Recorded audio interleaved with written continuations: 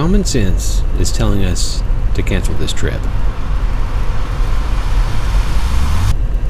This is such a bad idea. Yeah. Summer breeze makes me feel fine. Up here on the south rim, it's 27 degrees. The wind's cutting through, snow blowing sideways. Not exactly ideal hiking conditions. But that's not the real problem. Over the next 5 days, we'll cover 31 miles of some of the most unforgiving terrain in the Grand Canyon. And tomorrow, a full-blown winter storm. The kind that doesn't just make you uncomfortable. This one comes with a guarantee of pushing us right to the edge of our limits. We walked through the risks, mapped out every exit, and made sure we had a way out if things turned bad. Then we took a vote. Unanimous. We were doing this.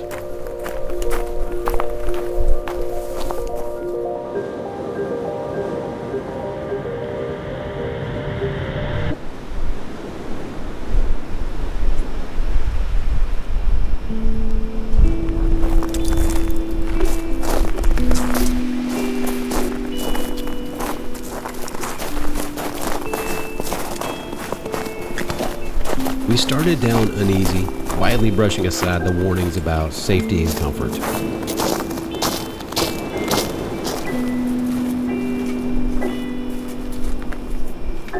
Weather here in the Grand Canyon doesn't play by the same rules as other places. Where it can be freezing up on the rim, it can be warm and almost inviting down below.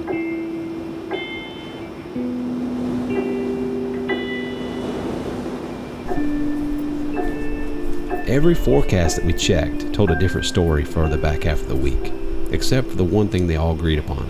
Tomorrow was going to hurt.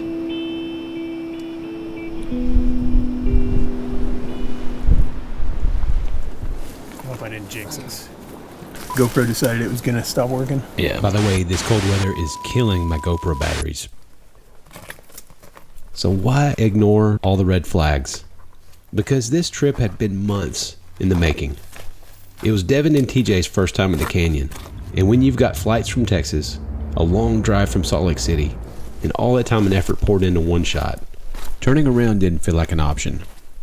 So we leaned into it. One day of suck. We can do this.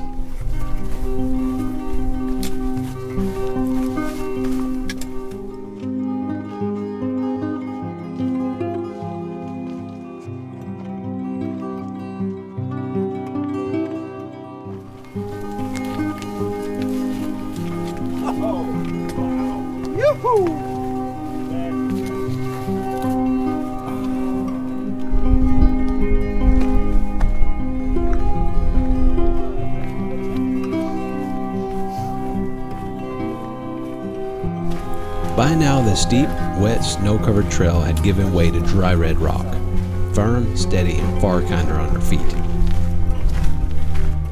With every step, the weather improved. The cold faded away, the clouds opened up to blue sky, and just like that, our moods lifted. Oh my gosh. Oh, the mighty Colorado. It's beautiful. Beautiful.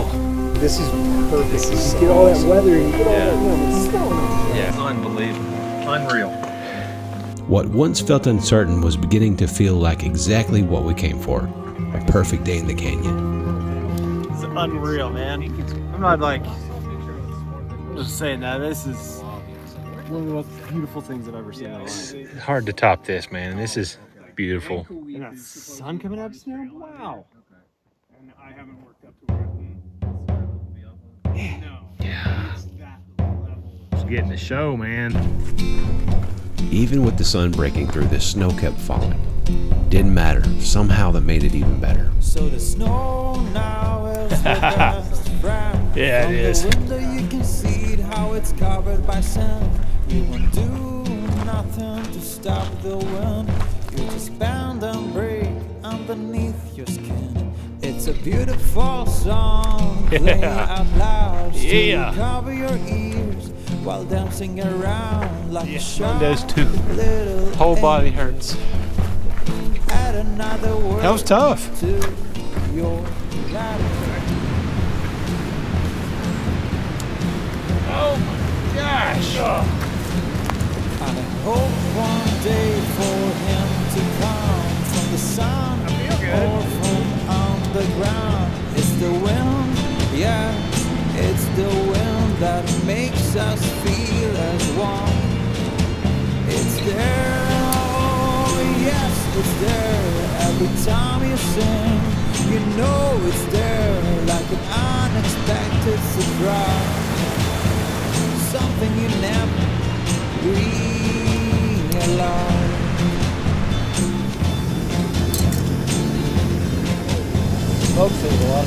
There's those quiet moments in your life when you finally feel alive. There's those quiet moments in your life. This is why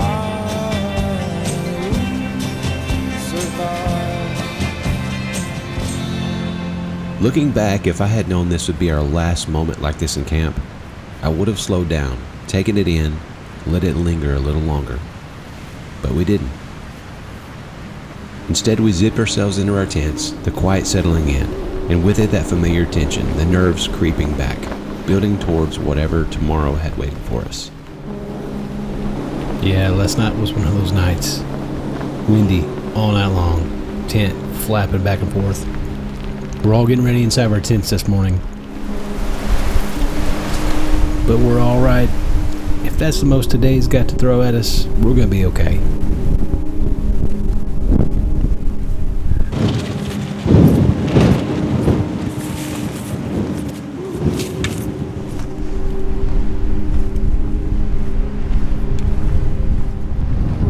So far, the morning hasn't been too bad. Just a few wind gusts here and there, broken up by stretches of calm that almost made it feel manageable.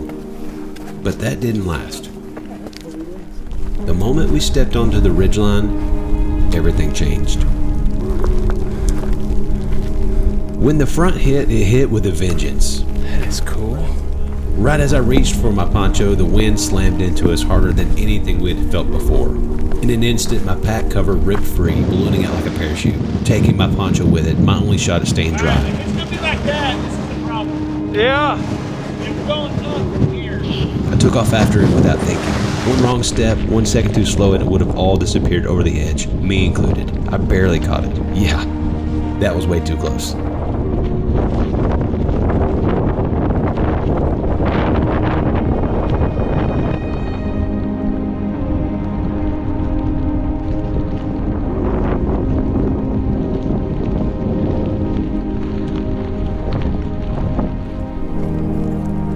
I'd been looking forward to this section of the trail the most, but with the wind, the rain, and the snow closing in, it turned into something we just needed to survive. Every step felt rushed, uneasy, like we were trying to outrun a mistake that we might have already made. Still, we didn't stop. We pushed on.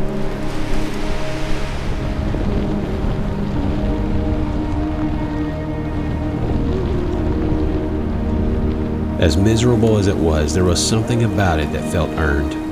Like we were seeing the canyon in a way that most people would never see.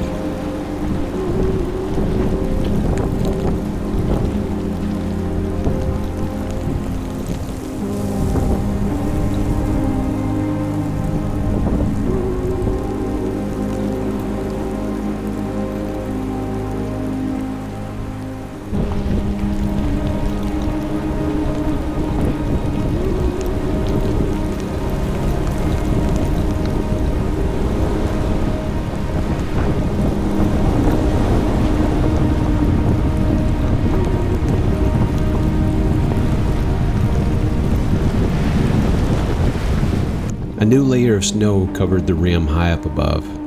We were soaked, freezing, every step heavier than the last.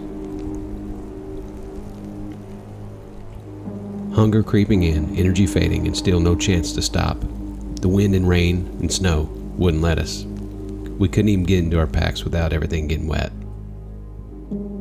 So we kept moving. No breaks, no food, no relief. Just one goal: get to camp.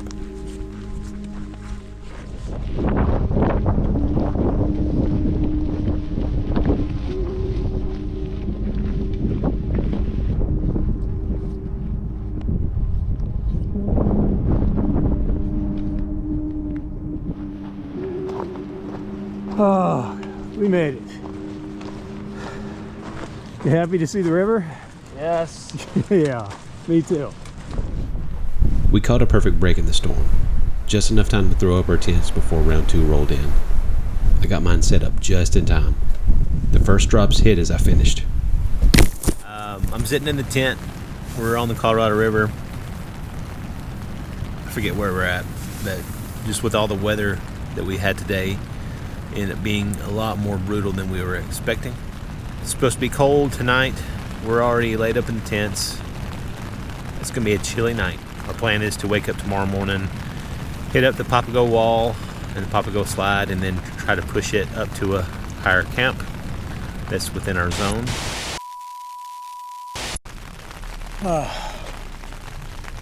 Today was rough. The weather was exciting. And at least we're camped now. There's another storm coming in. So cold. It was so cold. The GoPro batteries froze up. Couldn't get my other camera out because it was raining and snowing, so not a whole lot of footage, and plus this was all business, so a lot of that shots are just straightforward. It is what it is. Next time you see me, it'll be tomorrow probably. See you then. We thought we were done with this weather until the forecast came in for tomorrow. Another storm tomorrow evening. And just like that, it stopped being fun. We were over it completely, and I felt responsible. This was my idea, and now we're dealing with the consequences. For a moment, we seriously considered bailing, making a hard push up New Hance Trail. Long, brutal, no water. But something about that felt worse. So we stuck with the plan, with a twist. Push as far as we could inside our zone. No wasted time, no easy miles. Because what stood between us and any sense of progress wasn't small. Papago Wall, the slide, big miles and steep climbing, and the very real chance that we'd get caught in another storm. But at least there'd be water. So we made the call. We'll try to outrun the storm. All right. Second morning. Where are we at? Escalante? Dude, I don't know. I don't know. We're next to the river. We're somewhere down here by the Colorado. We're in the Grand Canyon. But today we hitting the Papago Wall, Papago Slide, and we're going to try to push up as high as we can. We've had some crazy weather. Hadn't been filming a whole lot. Battery's been freezing up on this GoPro. But yeah, it should be an interesting day. We're going to see how far we can get. We were grateful for the break in the weather because what lay ahead wasn't simple and we had no idea how long it would take us.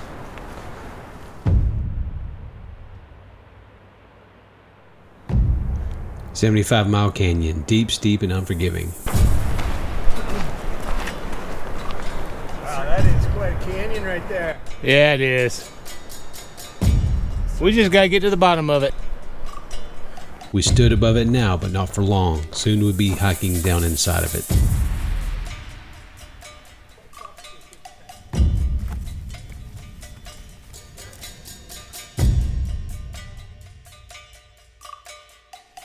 Probably. I mean, are you getting this? I'm so happy that you did it. We're going to see some stuff today. Inside the canyon, the walls tightened, closing in to barely an arm's length apart. A complete shift from the wide, open terrain we'd grown used to. It felt unreal, like stepping into a different world.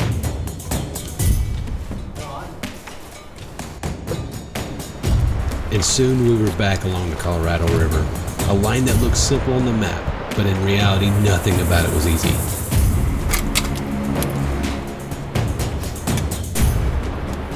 The terrain fought every step.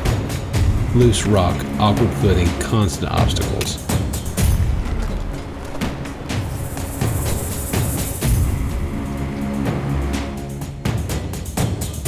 Progress came slowly, earned, not given. Finally, the Papago Wall. Time to climb.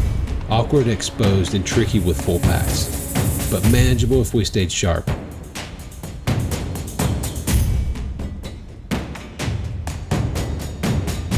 And then there's the traverse, the part that no one really talks about. No room for error here, just a narrow line etched into the side of the canyon and a long way down. This was easily the sketchiest section of this route, the kind of place where one bad step doesn't just hurt, it can be fatal.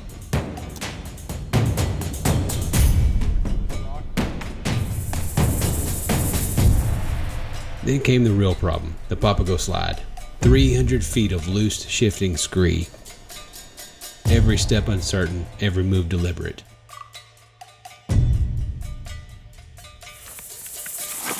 No rushing this, just patience and careful footing. Hopefully we get to just walk for a little bit. Just a little bit. As we worked our way down the Papago Slide, Devin said it smelled like chorizo. Strange, I know, considering we hadn't seen anyone this whole trip. Then we spotted them. A rafting group had just pushed off about 75 yards ahead. Most were already in Hans Rapids, but one guy lingered behind, lining up for his first drop. His approach looked off, though. He came in sideways. The current grabbed him and his raft dropped hard, and from what we could tell, it looked like he may have flipped. That water had to be freezing. I'm sure he was fine, but it's just a reminder of how fast things can go wrong out here.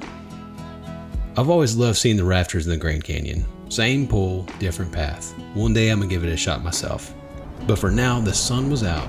We dropped our packs, filtered water, soaked in the last few quiet moments beside the Colorado. Beautiful. Just filtered some more water. Got something to eat. About to make our way up to Hans Creek. Got about 6 more miles. So hoping to get there before dark.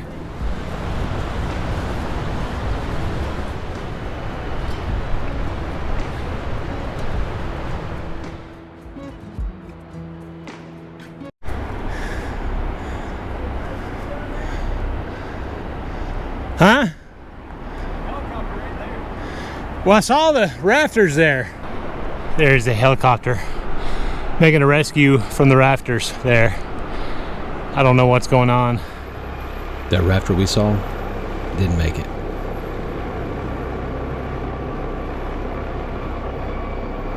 We don't know exactly what happened, and out of respect, we didn't film any of it. He was only 30 and died doing what he loved. From a distance, we could see him lying on a rock along the bank, his group nearby, frozen in shock, trying to process it all. Our thoughts and prayers went straight to his family, and to that crew, somehow expected to keep moving through the canyon without him. I can't imagine what that feels like. We watched as the helicopter lifted him out, suspended beneath it in a basket. It rose slowly above the water and straight up and down the canyon. A heavy reminder of how real the risks are out here and how fragile it all is.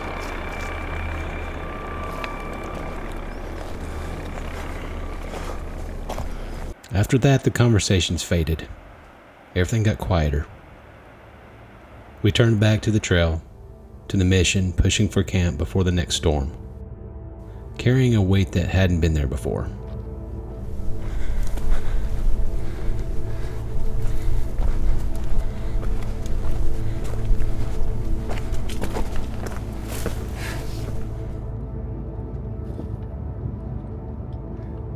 I feel you, man. We were feeling everything. The stress, the fatigue, the constant pressure of racing bad weather. It should have been one of the most beautiful stretches of the canyon, but it was hard to take in.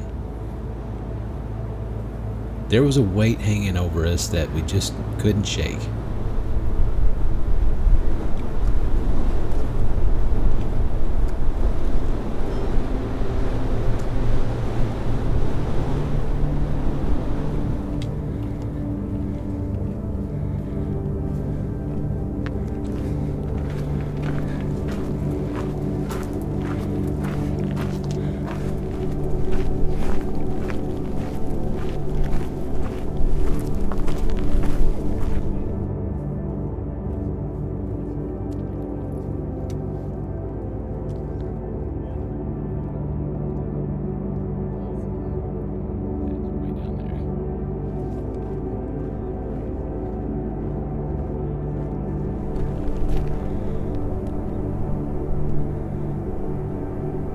We pushed big miles that day, and right as we reached camp, the rain returned.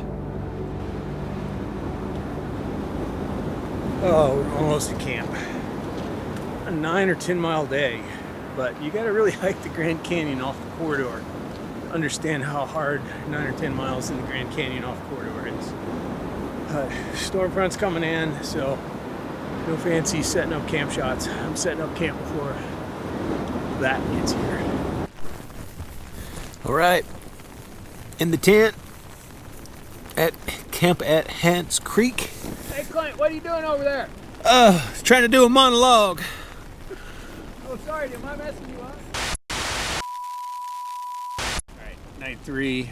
We went a little further than we planned because this weather just keeps changing and none of it's good. So, got to camp, set up, and I swear, right when I put on my rain fly, it started raining. So, I'm gonna eat dinner, I'm gonna relax for a little bit. It's nice to be off my feet. And tomorrow we're gonna hike out of this thing. See you tomorrow. The storm dragged in colder air and left a new layer of snow up on the rim. I was grateful our tent sat low in the valley. All night long, the wind came in waves. You could hear it building, screaming as it approached, the kind that makes you brace before it hits. But somehow, it stayed just above us, passing overhead, leaving us untouched, finally able to recover to get some much-needed sleep.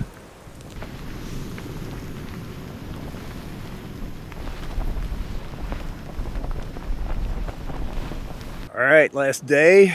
We got a big day, 5 miles, 3,700 feet of elevation gain to get up to the rim. And it's the Grandview Trail, which I've done before. And I think I'm still sore from the last time. You ready finally? About ready to go now. I had to get everything in its right place. Okay, well, good. Because this is all about you. Let's hit the road, Jack. Let's get up that hill, man.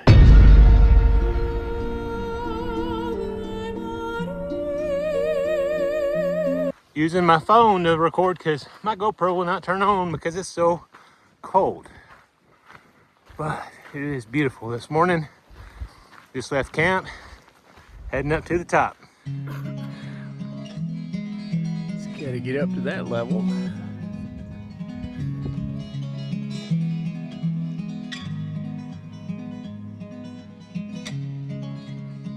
We passed remnants from the old mine, but we were in a hurry and everything was radioactive, so we just kept moving.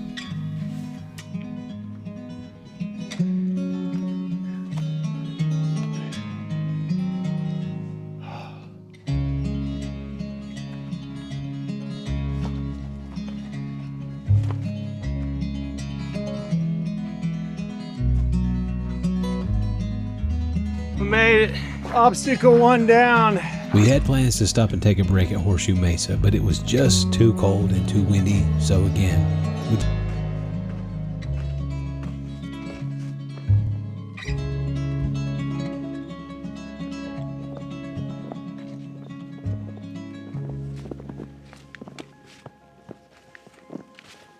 They're as steep as I remember.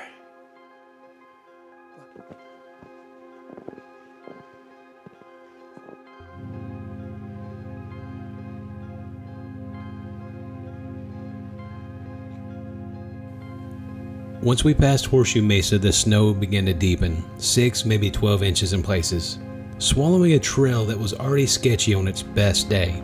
Every step felt uncertain, hidden beneath a blanket that erased the line between solid ground and a dangerous misstep.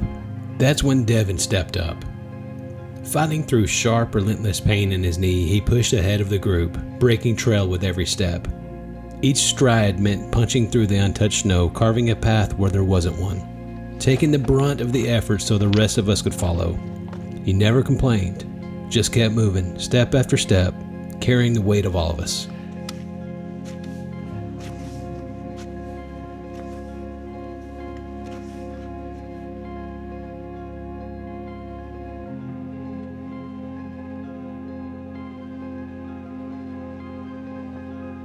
We moved in silence, conserving energy, trusting the path that Devin was cutting in front of us. The only communication was a glance, a quick eye contact to check in, to ask the unspoken question, "You good?" and then we kept moving.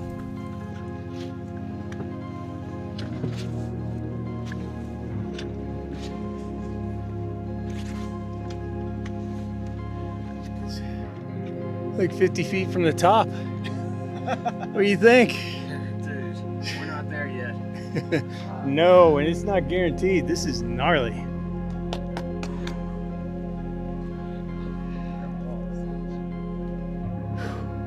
Almost. That is the last switchback, which is great. It's dangerous. That was dicey. Yeah, I'm like, That was dicey. talking about a foot of snow. I got knee deep a couple times. Yeah, that was dicey. Yeah, we've made it to the top. I have never been more relieved. Hey, To TJ, be you done. still talking to us? I'm not talking to anybody right now. Let's get out of here. Yeah, we are done. That was seriously probably one of the scariest things I've ever done. And it really was not safe, but we didn't have much of a choice. We got so much snow during this trip that was unexpected. As much snow as you're seeing right here is not supposed to happen. It was supposed to be a little over an inch of accumulation. We were walking through foot, knee deep at some points. But yeah, we just finished up the Escalante Route. I'm not doing that again. No, not with that kind of weather. But yeah, completely thrilled to be back in civilization. I'm done. I don't mean to come across as sounding dramatic. This was just one of those trips that hits you in the gut and that keeps hitting you long after you're down.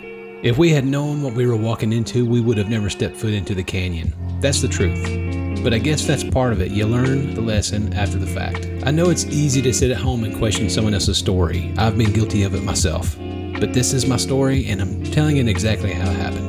Funny enough, it didn't take long for the pain and discomfort to fade, replaced by that familiar pull towards the next idea, the next challenge. We've already talked about going back, maybe taking on the Nankoweap Trail, just under better conditions this time. I've got to thank the guys Jerry, Devin, and TJ for dragging me through it all and trusting me with their footage to help tell the story. Thanks for watching, and seriously, be careful out there. Summer breeze makes me feel fine, blowing through the jasmine of my mind. It's not even that cold, it's just really breezy. Yeah. As I said in the tent, it's Wednesday. Dad joke. Jerry, what are we doing? We are, I don't know, we're not very smart. We're out in a snowstorm in the Grand Canyon. All his idea. I want to go in March. It's February. It's cold. You dick. So we're almost to camp. We really are. Are we? Yeah. We're really what? So- A mile from camp like we've been the last 18 times we asked? Yeah, something like that.